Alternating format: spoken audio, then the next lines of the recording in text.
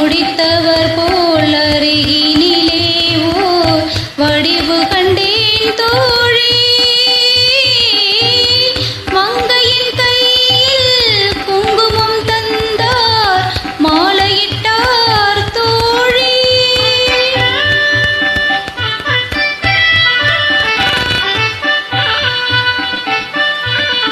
வழி மறந்தேனோ வந்தவர் நெஞ்சில் சாய்ந்து விட்டேன் தோழி.